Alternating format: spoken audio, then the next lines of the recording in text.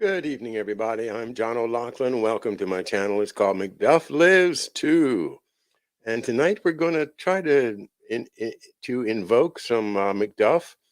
Of course, McDuff Lives is a way of keeping his spirit alive, keeping alive the idea of people who, when they have that McDuff moment, they maintain their principles. They do the tough thing, the hard thing, the right thing, no matter what. And that's quite a burden, but that is something that we as Americans are called on to do from time to time.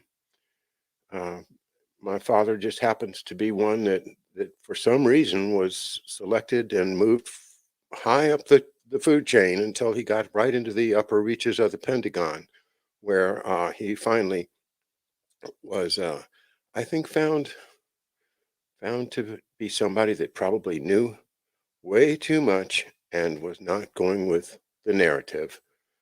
Well, we all know about the narrative now, but back in 1960, 61, 62, most people were completely oblivious that there's a narrative being foisted upon the American people, a narrative of fake news, fake history, fake psychology, psychiatry, fake everything, fake Cold War, really, and I'm I'm persuaded by Mark Kulak, our great colleague at Housatonic Live, that they couldn't blow up a nuclear bomb. Vannevar Bush said they couldn't do it, but somehow they all went out to the Bohemian Grove and smoked their pipes and did whatever else they did at the Bohemian Grove, and suddenly there's this whole Manhattan Project that says, yeah, we can do this, we can do this. Did you ever see the Fat Boy, the actual bomb? Wouldn't you think it would be something really sophisticated looking? It looks like a kid's idea of a bomb. It's and it's not very big, but who knows the real story? We don't know the real story yet. We do know that thousands and thousands and thousands of people were killed in those bombings. I've no doubt that they found some way to spread some radiation, but I think the whole scam is the fear of the bomb. That's right. Robert Kovacs, how are you? Swan. Hello, Swan. Hey, Tyrone's here. David. All right. And well, tonight is kind of an interesting thing on the tap for our show tonight. And that's the story of Michael Goliniewski. And it can be spelled Goleniewski or Goliniewski,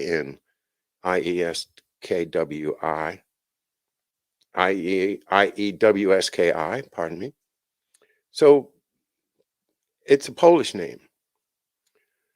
And Poland, of course, is one of those countries that's like in the middle of Europe. It's right between Germany and Russia and has been run over by, every kind of army and every kind of tank and everything that just, and massacres and the Holocaust and the Katyn massacre and all the horrible things. Poland has found itself in the crosshairs of a lot of misery and death and destruction. And so people that have Polish roots have got uh, that in them. It's hundreds and hundreds of years of being, at least every generation would have a war with terrible outcomes. The other peoples of that area, the Lithuanians and Ruthenians and Estonians and Latvians and so many others that we don't even remember the names of anymore, but they've all been caught in a vice between Eastern and Western Europe, Poland.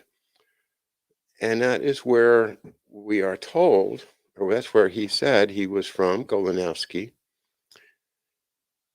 It wasn't until after he had defected to the United States and had apparently worn out his welcome with the CIA that he started admitting that he was actually the son of Tsar Nicholas II Romanov of Russia. So that would make him a very, very, very wealthy man if he could prove his claim. And anybody that could help him could probably get wealthy too. But he never did get wealthy. He died a very small little life in Queens, New York. He was given an apartment by the CIA on the condition that he cooperate with them, and he never liked the CIA. He had not ever intended to surrender to the CIA. He thought he was surrendering to the ambassador, and would his letter was to Hoover. He said, I'm writing a letter. This is 1958. This spy, Polish spy, writes a letter to Hoover in 1958. Says, I'm the guy that's been sending you all these files. Goes by the code name of Sniper. He says, I'm Sniper, and I want to defect to, and I want to see J. Edgar Hoover. And of course, the ambassadorships would be under the guise of the CIA, and the CIA intercepted it and never let Hoover know that Goliniewski had wanted to contact him, because by 1958, it was quite clear that CIA and FBI were practically deadly enemies. At least the operations part. I don't mean the whole operation. I don't mean the whole CIA. I'm talking about the operation part, the Dulles, Wisner, Helms, Bissell, Angleton, those guys, the ones you read about in the bad sense, in the negative sense. Those guys were at war with J. Edgar Hoover. They weren't going to give him an agent to interrogate.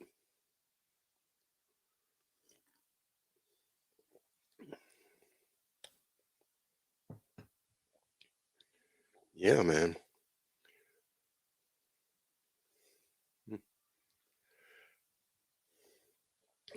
So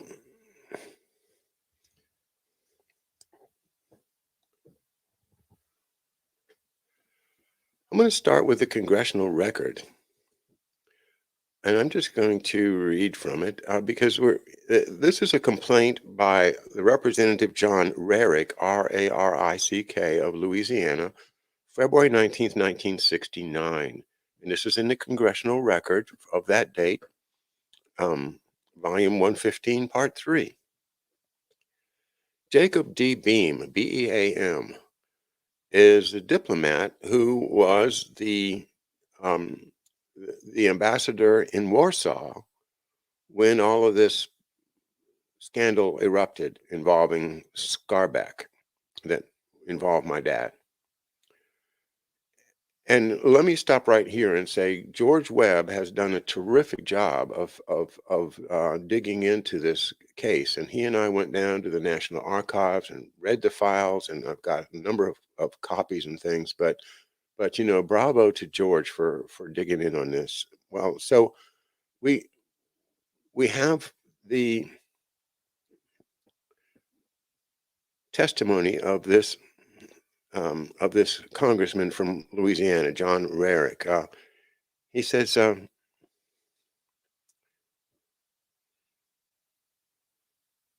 Mr. Speaker, if there's a national buildup of concern and loss of faith in the leadership of our country, do not blame it on the people. Their anguished cries are but an effect. The cause of any citizen's frustration lies in the many provocations from our leaders. This is February 19th, 1969. With 200 million Americans to choose from, the folks at home just cannot take the same old soft crowd. There is bound to be a few pro-Americans who can restore confidence with our people. Edward Hunter has expressed the sentiment well in publication Tactics for February 20th, 1969, and it is published by Publishers Hall Syndicate. And here is his text in part. The Washington bureau chief of one of the major London newspapers told an American associate that the projected appointment of Jacob D. Beam to be the American ambassador to the USSR, see, this is following Poland, was being interpreted in Europe as a signal that the new administration is afraid of the Soviet Union. He declared it widely known that Beam's record, clearly documented, portrays a man who is highly vulnerable to intimidation and seduction by the pro-Soviet apologists and agents. He stressed that this assessment is accepted in the foreign ministries of Europe, especially in Germany and behind the Iron Curtain. Beam is well known at the United Nations, where he's frequently shuttled during the State Department service domestically. Members of such delegates as Burma, Thailand, the Philippines, and Southeast Asia with a concerned with a long-range solution to the Vietnam fighting called the prospective appointment a disaster. The reaction among many top American diplomats in Washington reinforces this appraisal. Including in this element are a number of assistants now. Beam is regarded then as belonging to the older generation of pro-Soviet, socialist-oriented officers closely allied with the younger members of such agencies as the State Department, the National Security Council, and the intelligence agencies. Included in this element are a number of assistants now in the White House as aides to Henry A. Kissinger, the Nixon administration's major foreign policy advisor. Knowledgeable observers in Washington note, too, that Beam in Moscow would deal mainly with Helmut Sonnenfeld in Washington, one of Kissinger's aides, the most important on Soviet affairs until January, the State Department's top intelligence research official dealing with the Soviet Union. Sarah McClendon. Now, you guys have got to smile when I say Sarah McClendon, right? The courageous veteran Washington correspondent, so described in 1969, and she was described as the courageous veteran in 1989 as well, and probably 2009 if she was living. Anyway, one of the great heroes of the press corps, Sarah McClendon, courageous veteran Washington correspondent, recalled in a recent column that Sonnenfeld was the one who predicted the Soviets would never put missiles in Cuba. He scoffed at naval reports that Soviet vessels were transporting these missiles into Cuba and was instrumental in delaying our response. The takeover of our foreign service by such types that hitherto denounced Nixon the most has astonished even the ultra-liberal socialist organs that consistently have been hitting Nixon with a barrage of virtual vituperation.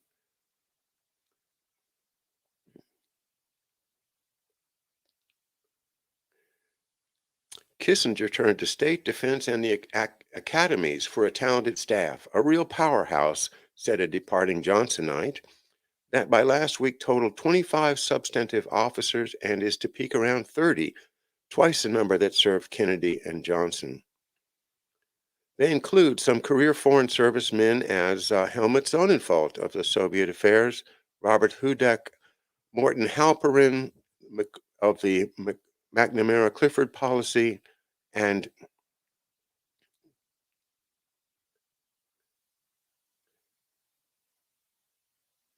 it goes on. I'll skip some of it. Various House and Senate staffs were at first unbelieving and then shocked that Beam could be considered for our decisive Moscow post. The kindest description that can be made of him is that he is a compromised boob, a Senate analyst exclaimed. He recalled that Beam was ambassador to Warsaw when the embassy was virtually peopled by Polish mistresses, assigned to its staff by the Soviet and Polish intelligence agencies. They idled around the offices, toying even with the files, seeming just to be toying with them, even if the head of such a mission were no communist, and there is general agreement on this as regards Beam. To allow such dangerously scandalous conduct by members of a diplomatic staff would disqualify anyone from any position of trust. These indiscretions characterized our Warsaw embassy under Beam from top to bottom. Some of the disastrous consequences have been known. We lost the services, for instance, of our top informer in place in the Polish capital, the strategically located Michael Goliniewski, the cover name under which he became widely known in the United States. He is now known as Alexei Nikolaevich Romanov. He had to flee to the United States When the scandal under Beam became too obvious to be concealed any longer, Irvin N. Scarbeck was surfaced and returned to Washington for trial and a prison sentence. He probably was the least of the security cases on our foreign service staff in Warsaw. Under Beam's supervision, too, the communists were able to do the actual constructing of our new embassy in Warsaw with such slight control that they could go to fantastic extremes in making it a sieve for their intelligence network, room by room. Beam allowed the Reds to bring the bricks in for the new embassy from Yugoslavia, where they were made to custom-made specifications so that every critical room in the embassy building had listening devices implanted in the walls. Pardon me.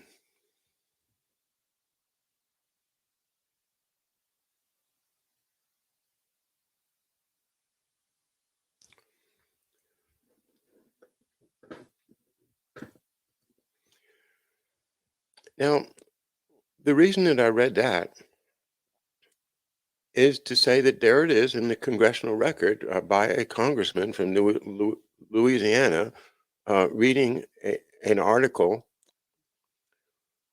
which basically says that Ambassador Beam was a compromised, um, what was the word? A compromised buffoon, I guess. And he was working under Kissinger and with Kissinger. And he was Miss Kissinger's guy to go to Moscow. But it was during his watch that Mr. Scarbeck was arrested. And I pulled out just for the record here this letter dated June 21st, 1961. Memorandum to Special Agent T.F. O'Loughlin, Jr. I'm taking this means to express my appreciation for your role in the espionage investigation concerning Irving Chambers Scarbeck, the teamwork, enthusiasm, and esprit de corps which you demonstrated while conducting sensitive and delicate physical surveillance are commendable. Your assignment was executed with tact and sound judgment. Thank you for a job well done, M.W. Johnson, Special Agent in Charge.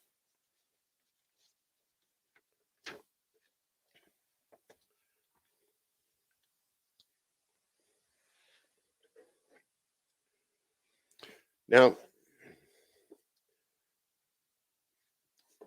not for the first time, I'm picking up a book by an author who died not long after his book was published, or at the same time. I've spoken often of this incredible book, "The Crime of Patriots" by Jonathan Whitney, and he died of cancer not long after he finished this book, if I recall. A number of the authors of these great books die of cancer, die young, or die in suspiciously close time to the publication. And that's the case with our author tonight, Kevin Coogan, of this book, The Spy Who Would Be Tsar, The Mystery of Mikhail Goliniewski and the Far Right Underground.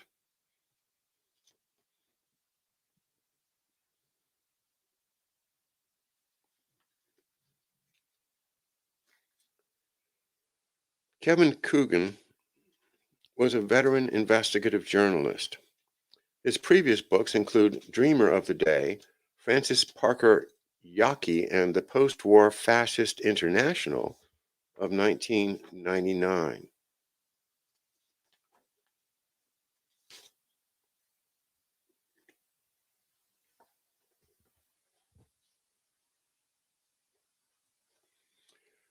Michael Goliniewski was one of the Cold War's most important spies, but has been overlooked in the vast literature on the intelligence battles between Western powers and the Soviet bloc. Renowned investigative journalist Kevin Coogan reveals Goliniewski's extraordinary story for the first time in this biography. Goliniewski rose to be the senior officer in the Polish intelligence service, a position which gave him access to both Polish and Russian sources. Disillusioned with the Soviet bloc, he made contact with the CIA, sending them letters containing significant intelligence. He then decided to defect and fled to America in 1961 via an elaborate escape plan in Berlin. His revelations led to the exposure of several important Soviet spies in the West, including the Portland spy ring in the UK, the MI6 traitor George Blake, and a spy high up in the West German intelligence service.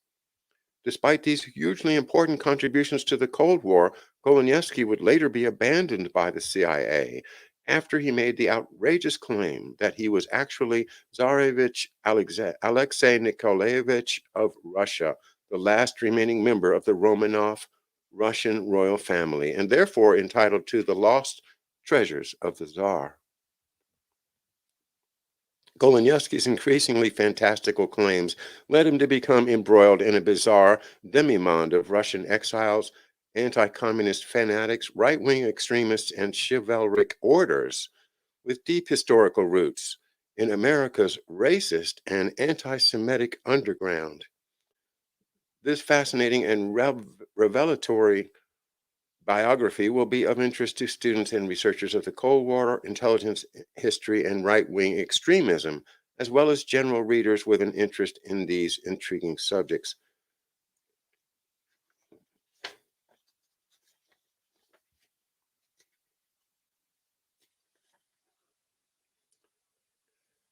Publisher's foreword.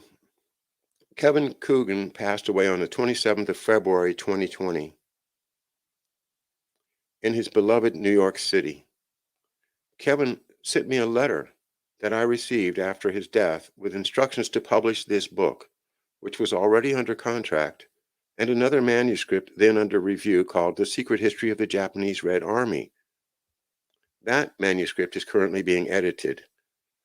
I sought advice and approval from Kevin's sister Nell, and she shared my desire to honor Kevin's memory by proceeding with the publication of both manuscripts. I first met Kevin Coogan in person in New York City in 2012. Our first meeting was in the Routledge publishing office, then on 3rd Avenue, and we went out for drinks and dinner. That was the start of a friendship that lasted until his untimely death. Kevin and I shared a great interest in political history, in the extremes of right and left, in fringe cultural movements, and in deep politics, the murky clandestine underworld, where intelligence agencies, organized crime, terrorists, and other extremists conspire and collaborate to influence political outcomes. We corresponded frequently about these topics, his research and writing projects, and my publishing program, as well as our shared passions for books, music, and films.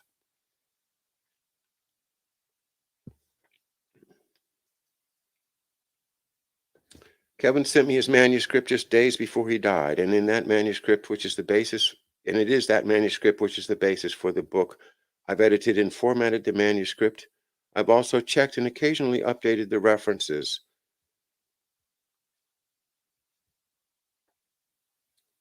What you will read are Kevin's words in the final form that I believe he wanted them to be. This is his book. I'm writing this at home during the pandemic lockdown. I would love to have had a chance to talk with Kevin about that, the recent global Black Lives Matter protests, and a pivotal U.S. presidential campaign.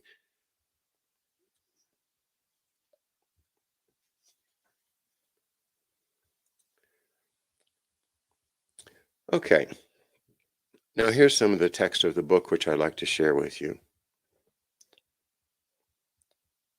Thanks, Mob Server. It's good to have you with us. Thank you. If you ask people in Poland interested in espionage, what was the greatest Polish defector in the Cold War, they might likely reply with a name almost unheard of in the rest of the world.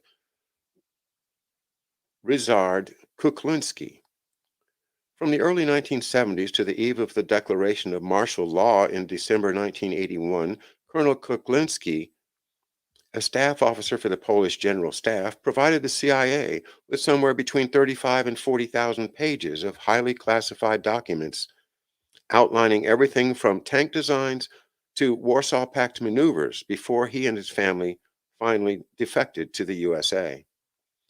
Yet another top defector from Polish intelligence, Lieutenant Colonel Michael Goliniewski, however, remains obscure even in his native land. On the 4th of January 1961, Goliniewski entered the U.S. consulate in West Berlin and announced that he was Sniper, the name he first used in April 1958 when he began sending the CIA secret intelligence reports. Today, Goliniewski is best remembered, when he's remembered at all, for the startling claim that he was His Imperial Highness Alexei Nikolaevich Romanov, the heir to the all-Russian imperial throne, Tsarevich and Grand Duke of Russia, head of the Russian imperial house, etc., etc.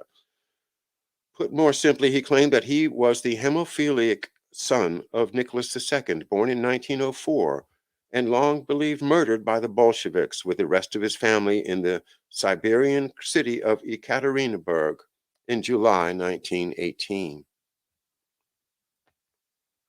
Some years ago, Goliniewski became a bit better known. On the 20th of April 2005, Poland's TV channel ran a documentary entitled Man of Shadows. One consultant to the program was Leszek Pawlikowicz, who teaches history. In 2004, Pawlikowicz published Secret Front of the Cold War, Refugees from the Polish Secret Services 1956 to 1974.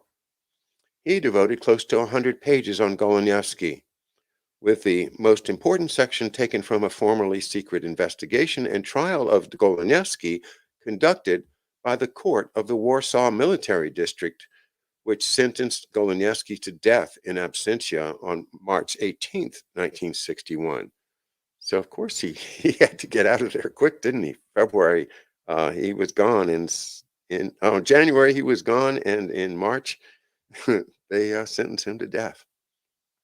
1961.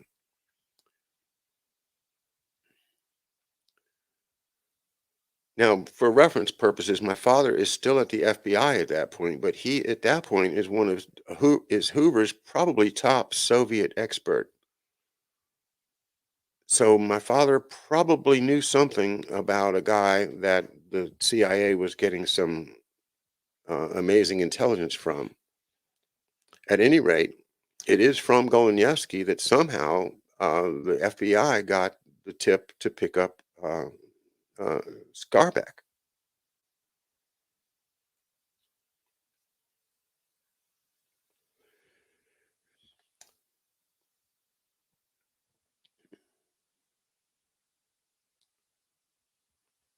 It was the CIA's legendary counterintelligence chief James Angleton who told the journalist Edward J. Epstein that Goliniewski was the most complicated defector case the CIA had ever seen. A brief note, by the way, a lot of you have run into Edward J. Epstein at some point, and he was one of those journalists that would hang with Angleton, and so what he writes, you realize that's probably been filtered by Angleton, and therefore, who knows?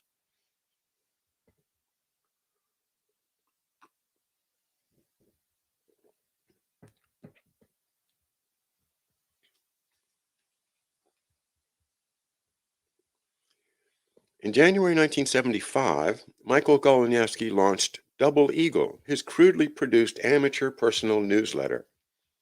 It appeared in the wake of his remarkable claim that Henry Kissinger, Richard Nixon's former national security advisor and the then current U.S. Secretary of State, was a secret Russian agent. His charges were first announced in a 20th March 1974 article by the John Birch Society weekly publication Review of the News. The author was Goliniewski's friend, Frank Capell, Capell, an associate editor of the Review. He was best known, however, as the longtime publisher of an anti-communist newsletter called Herald of Freedom. In the 1970s, Capell, and let me note that Capell is very close to Cabell, and I wouldn't be surprised if that was the same name at some historical juncture. Somebody sounded more like a P, and so they wrote down a P. I don't know. it's an old family, and I suspect that it is connected to the Cabals or Cabals, I guess they call it. They think that I looked it up. It's Cabal. In the late 1970s, Capel became the grand prior of a far-right pseudo-chivalric organization known as the Knights of Malta. Capel and his fellow knights began their collaboration with Goliniewski in the early 1960s. In the early 1960s, okay? So in the early 1960s, he's collaborating with these Knights of Malta that are called the Shikshini Knights of Malta because they're from a place in Pennsylvania called Shikshini. And I don't think anybody has ever tied a straight line between the Shikshini Knights of Malta and the Knights of Malta of Rome, the SMOMs, the Sovereign Military Order of Malta. But what we now know is that there was a Knights of Malta in Russia.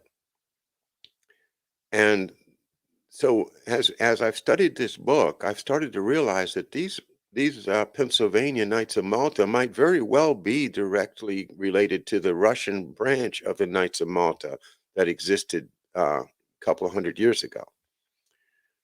It's possible, and that's one of the things that you just couldn't imagine until you got into this Goliniewski story. But that shocked the heck out of me that he was associated with the Knights of Malta. As much as we've done the work on Knights of Malta, is this really the same organization? Probably one that can trace itself to Russia in some way, my opinion. So there we are, the Knights of Malta and the Romanov heir, Goliniewski. What do they have in common? Well, as a Romanov, he's a White Russian. And the White Russians are on the same side, basically, with the imperial forces of Europe against communism. You know, so Knights of Malta and the White Russians would have common interest, and they do have common interest, and we've seen that over and over again.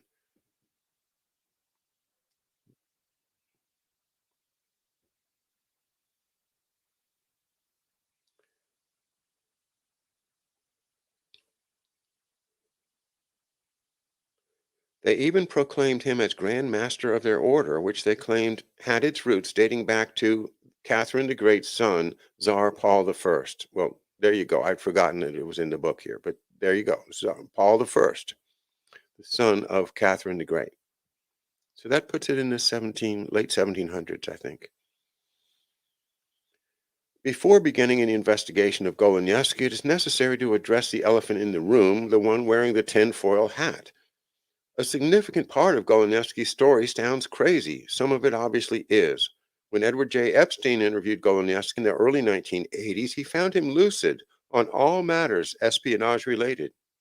He only veered into crazy when discussing his royal claims. Nor was Epstein's experience unique. James Angleton was not even convinced that Goliniewski was mad. Well, James Angleton was mad, so there you go.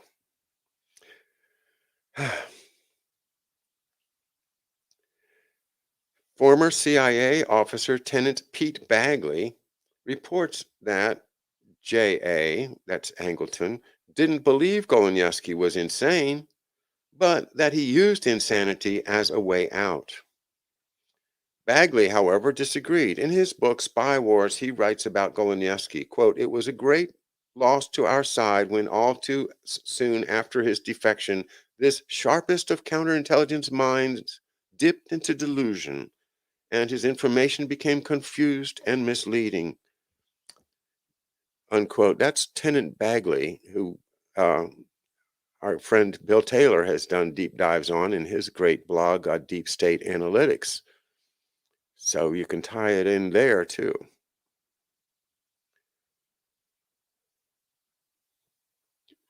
Yet Bagley remained convinced that Goliniewski had provided critical clues to the existence of a covert Soviet Nazi spy network called DHACA that supposedly flourished at the height of the Cold War.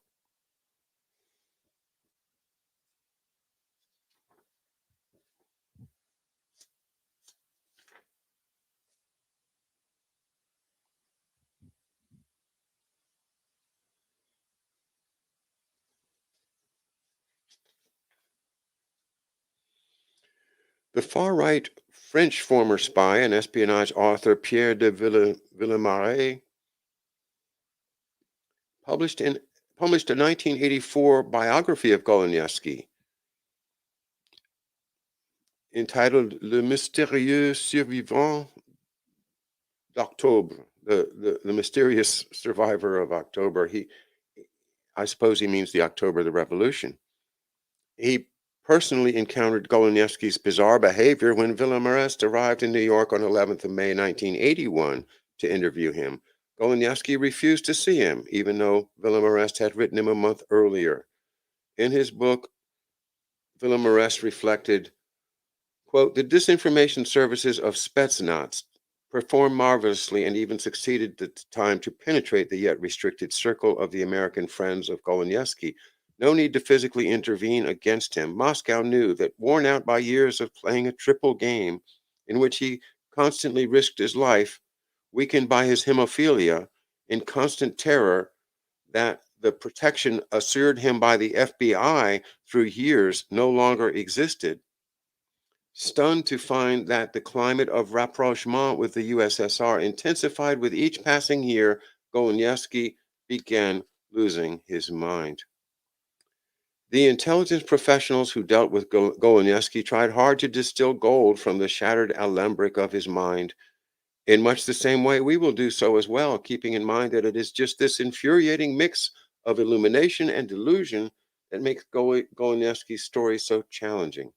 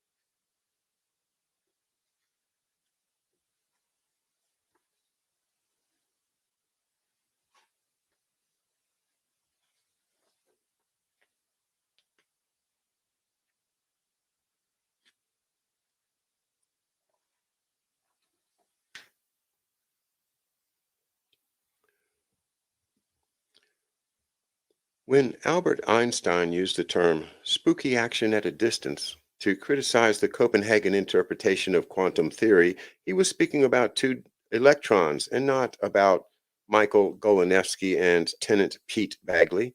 Yet, spooky action at a distance is not a bad way of describing their relationship. When Goliniewski was working for Polish intelligence, Bagley helped run the Polish desk in the CIA. When Goliniewski was sent his first sniper letter to Bern, Bagley was a CIA officer in the embassy operating under diplomatic cover. As such, it was Bagley who first read the letter.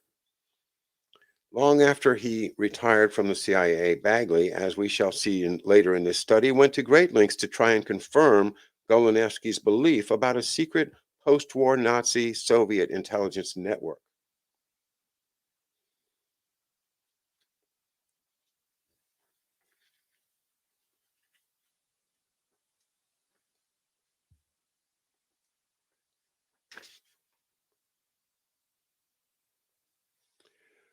On January the 7th, 1961, 3 days after Goliniewski defected, the British arrested the Portland spy ring. They acted out of fear that Goliniewski's disappearance would alert the Russians, who would tip off their network and the illegals would disappear. Yet the Russians had no idea that Goliniewski's defection threatened the Portland spies. Nor could they. Goliniewski knew nothing about the Portland spies. Goliniewski only uncovered Houghton by studying old files and identifying Houghton's initial recruitment in Warsaw years before the Portland Ring formed. Most importantly, the Portland arrest suggests that from April 1959 to March 1960, and finally to January 7th, 1961, there was no mole in either Washington or London able to tip off the Russians that the ring was under investigation. Even after Goliniewski defected, the KGB still had between 48 and 72 hours to save their top illegals like Malady and the Cohens, all of whom had emergency escape plans, yet when they were arrested, all were taken by surprise. The Portland spy ring investigation led to the September 62 arrest of John Vassall, yet another spy in the British Admiralty. A homosexual, Vassall had been compromised while serving at the clerical staff of the naval attaché in Moscow in the Moscow embassy. From 1954 to 55, Vassall supplied the Russians with several thousand pages of classified documents on radar systems, torpedoes, and anti-submarine equipment. In Vassall's case, both Goliniewski and Nosensko did provide critical clues that helped the British catch him, although exactly why they did so is in dispute. On the 16th of June, 1973, Goliniewski received a letter from Father McLean of the Norbertine Canons, which ran Our Lady of England Priory in Sussex. After being released from prison, Vassall, a devout Anglo-Catholic, lived at the priory while working on his autobiography.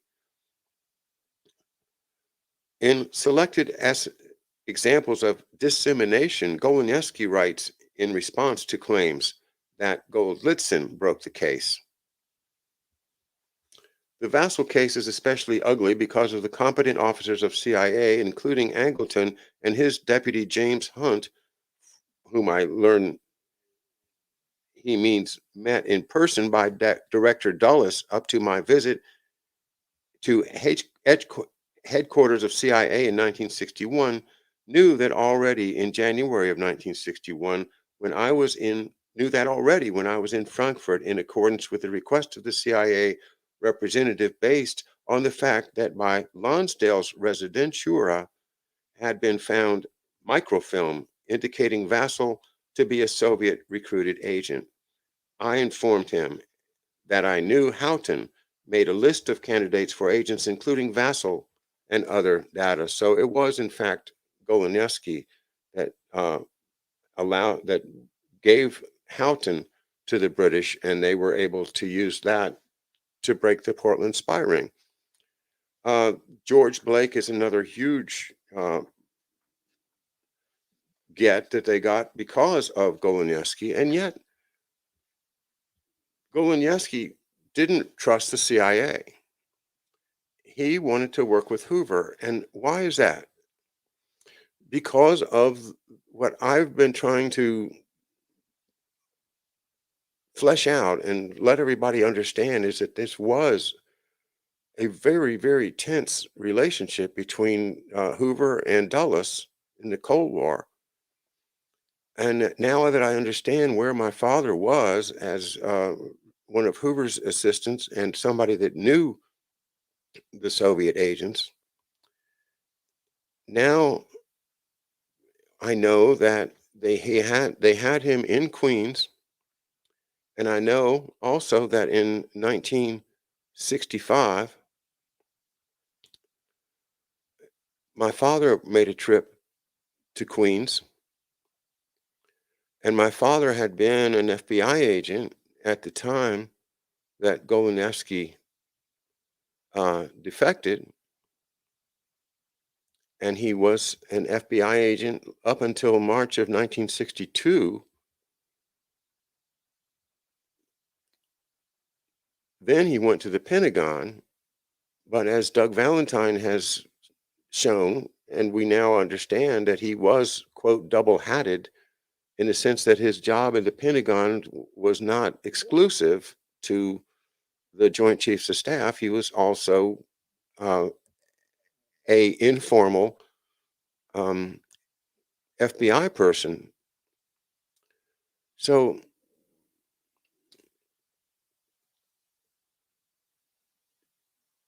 was my father's trip in in October of 1965, and here's the picture of him that I gave this picture to George for his book about my dad.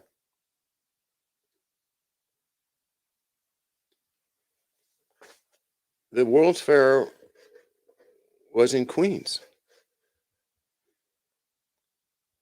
Now I can understand my dad going to New York for some general reason, but this is Queens. And if you recall what I read a little while ago about how he Goliniewski mistrusted the CIA and became paranoid that the security that he was promised from the FBI would be withdrawn. Well, maybe my dad knew Goliniewski, and maybe he had to go to New York to say, Goliniewski, don't worry, we've got your back. It would make sense. Never learned why he went. Another secret mission.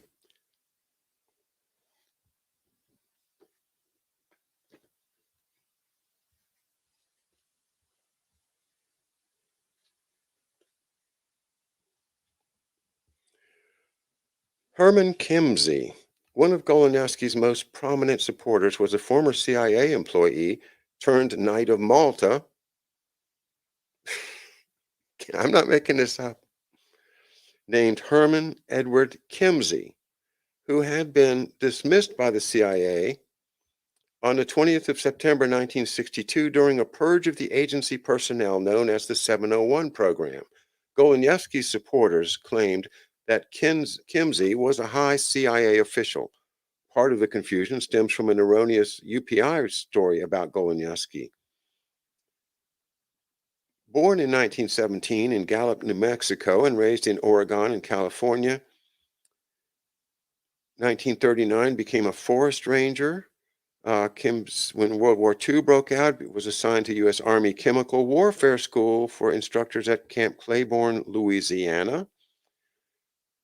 1946-47, U.S. Army Counterintelligence Corps School for Special Agents at Fort Holabird, Maryland. Good old Fort Holabird, that had an accidental arson attack a couple years ago. Kimsey also earned a college equivalency diploma from the U.S. Armed Forces Institute. He next became the chief of the technical lab at the CIC Center and was enlisted as the chief of Special Projects Technical Laboratory, Far East Command. After joining the CIA in 1953, Kimsey's activities including briefing members of police and intelligence agencies from some 50 nations on his expertise in document detection. He worked in some 6 foreign nations as well. Kimsey would also claim that in 1962 he received one of the largest individual monetary awards from the agency. During his career, he rose in the Graphic Aids Reproduction Division. He served as section chief of the Question Documents Analysis Section. In April 1961, CIA documents describe him as chief of the Analysis and Research Section, Graphic and Reproduction Branch Technical Services Description. Well, in other words, he is the CIA's top expert in question document analysis. Okay.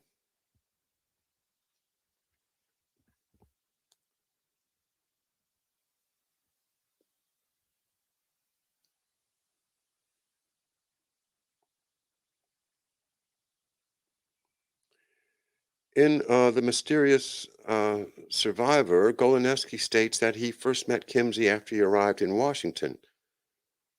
Willem Arrest writes that Kimsey was assigned to examine Goliniewski's past for the CIA. Although there's no obvious reason why Kimsey would be assigned such a task. In the middle of a supposed general conversation about Polish and Russian history in October 1961, Goliniewski suddenly blurted out, "I am the Tsar. Everything else that has been said is false." Kimsey now began independently investigating Goliniewski's claim, only to be fired himself in 1962. Kimsey, however, never once mentioned that he had met Goliniewski while he was in the CIA. In 1966, a right-wing commentator named Richard Cotton devoted his show to Goliniewski.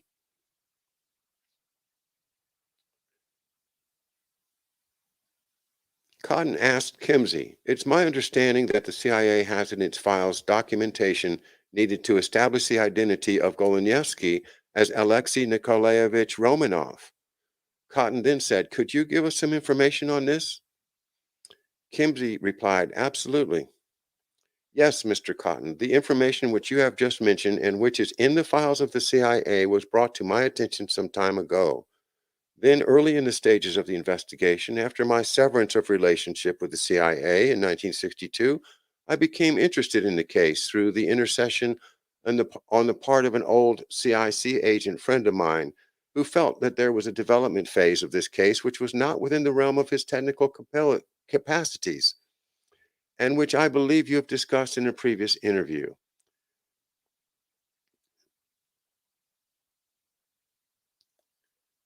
In June 1965, Kimsey submitted a confirming affidavit in a legal action. He swore that he had been quoted accurately in 1965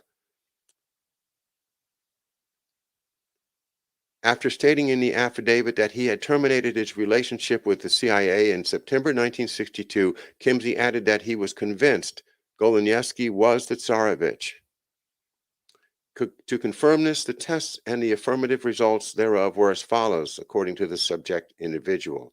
He then listed such proofs as anthropometrical tests compared with the material from sister and other relatives, and fingerprint comparison with those of the Tsarevich, taken during his visit to London in 1904, and so on. By reference to Goliniewski's sister, Kimsey could only have meant Eugenia Smith, who was a claimant to be Anastasia. Kimsey, however, could not examine the proofs since he based it all on the statements of Goliniewski. He could never independently confirm anything.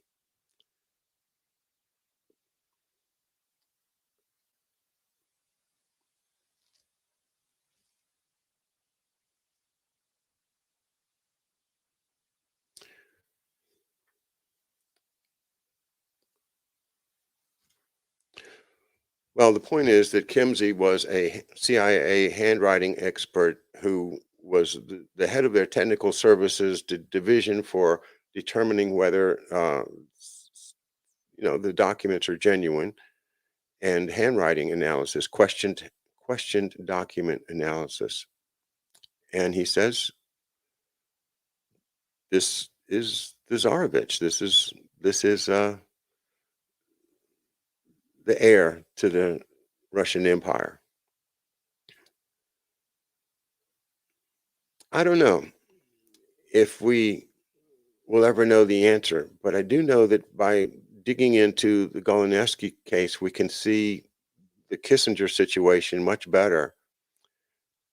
Looking at Jacob Beam as a kind of a beam, reaching from the east to the west, across which walk all of the espionage, the spies, and the documents, and the plans for the nuclear bombs, and the tanks, and the Warsaw Pact defense strategy, and the NATO plans, and everything that goes back and forth, for spies.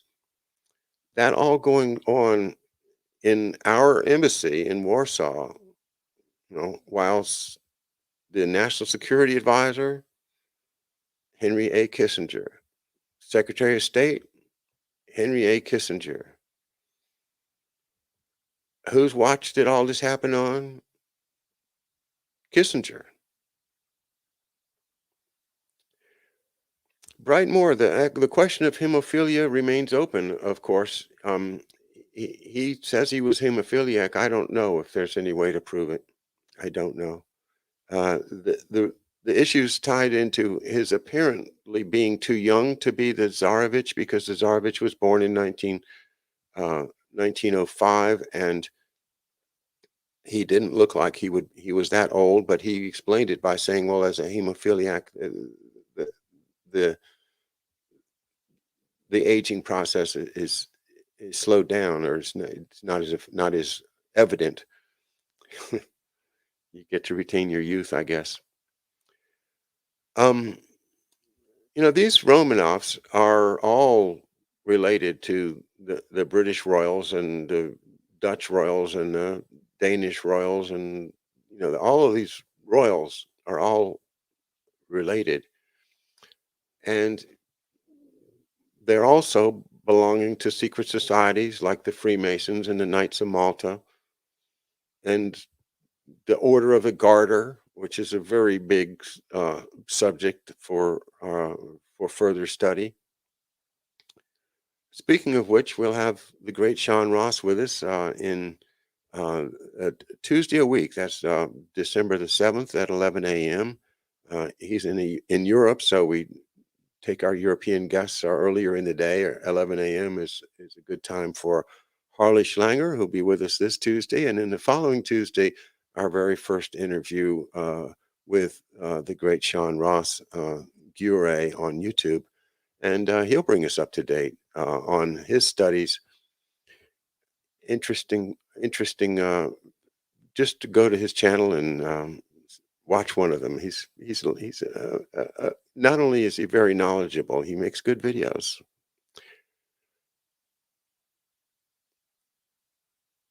How did the Queen of England end up with the Romanov jewels?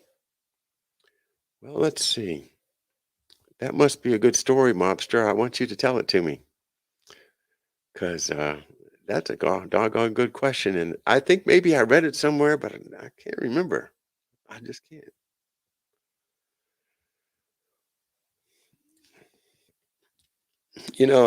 I do think this book is very, very important. It's not been possible for me to give you a real taste of all the depth of it. But let me give you another tease, and then I'll let you go for the evening. Chapter 7: The Search for Gestapo Mueller. Yeah, yeah, because Goliniewski's talking about Mueller all the time. Gestapo Mueller, the one that supposedly wrote a diary that a lot of people have read, and you wonder, gosh, is that real or not? What happened to Mueller? The head of the secret police, and did he die? Did he go to Argentina, or did he go to the Soviet Union? Well, we'll talk about that some more. But this book has got lots and lots of great, rich stuff in it that I feel a little bit sorry that I wasn't able to share more tonight. But I did get to show you the letter from the special agent in charge about the arrest of Skarbek, and how Skarbek case came out of Goliniewski's defection. And with my father being one of Hoover's top guys for Russian spies, I'm starting to be convinced that his trip to the ground, because the World's Fair was 1964, and although the big globe is still there and the flags are still there, but there wasn't a whole lot going on there at that time. It was the fair was over. There he is, though, October 65, visiting Queens for some secret reason.